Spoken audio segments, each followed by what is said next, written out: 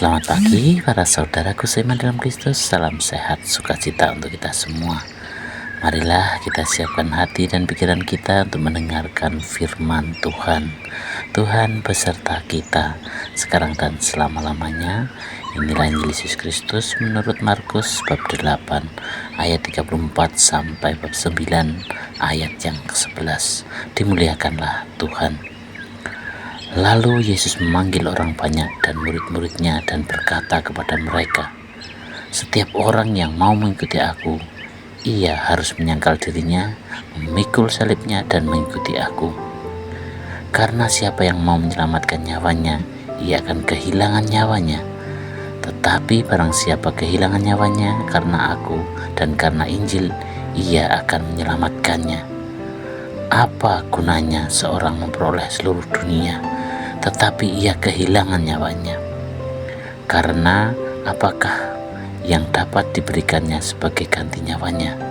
Sebab barang siapa malu karena aku dan karena perkataanku di tengah-tengah angkatan yang tidak setia dan berdosa ini, Anak Manusia pun akan malu karena orang itu apabila ia datang kelak dalam kemuliaan Bapanya diiringi malaikat-malaikat kudus." Lalu mereka bertanya kepadanya, "Mengapa ahli-ahli Taurat berkata bahwa Elia harus datang dahulu?" Demikianlah Injil Tuhan, terpujilah Kristus. Selamat pagi para saudaraku seiman dalam Kristus. Hari ini kita mendengar dari kisah Markus. Tema kita hari ini adalah mengikuti Yesus dengan sepenuh hati. Dalam bacaan Injil hari ini, Yesus mengajarkan murid-muridnya tentang arti menjadi pengikutnya yang sejati.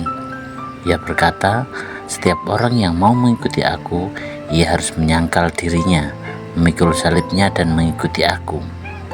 Menjadi pengikut Yesus yang sejati bukan hanya sekedar mengaku percaya, tetapi juga berani menyangkal diri dan memikul salib.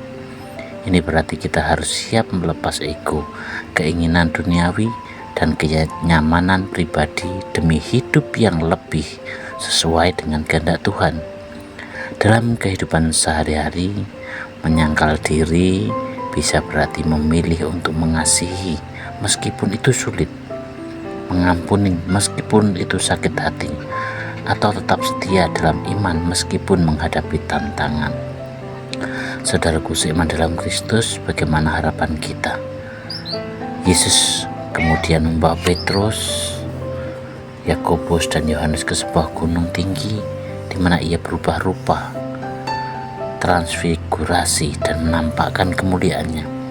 Ini menjadi pengingat bahwa penderitaan di dunia ini bukan akhir, melainkan ada kemuliaan yang Tuhan siapkan bagi mereka yang setia. Ketika kita merasa lelah menghadapi tantangan hidup, kisah transfigurasi Yesus menguatkan kita bahwa ada sukacita dan kemuliaan di balik setiap salib yang kita pikul. Tuhan tidak pernah meninggalkan kita, dan janjinya akan digenapi bagi mereka yang tetap setia. Saudaraku seiman dalam Kristus, bagaimana sikap kita dalam mengikuti Yesus? Dalam hal apa kita masih sulit menyangkal diri dan lebih memilih kehendakku sendiri daripada kehendak Tuhan? Bagaimana aku bisa lebih setia dalam memikul salib hidupku dengan sukacita? Apakah aku sungguh percaya bahwa di balik penderitaan Tuhan menyediakan kemuliaan dan sukacita yang lebih besar? Semoga kita semakin berani mengikuti Yesus dengan sepenuh hati, melepaskan ego kita, dan percaya bahwa setiap salib yang kita pikul bersama Tuhan akan membawa kita kepada kemuliaan yang abadi. Amin. Marilah kita akhiri dengan doa dalam nama Bapa dan Putra dan Roh Kudus. Amin. Bapa yang penuh kasih, terima kasih untuk firman-Mu. Semoga dengan ini semua kami semakin setia dalam memikul salib kami masing-masing. Semoga langkah kami tetap setia dan paham dengan ajaran yang Kau berikan, Bimbinglah kami selalu ketika kami mengalami kesulitan, dan semoga Roh Kudus-Mu selalu membimbing kami. Amin. Dalam nama Bapa dan Putra dan Roh Kudus. Amin.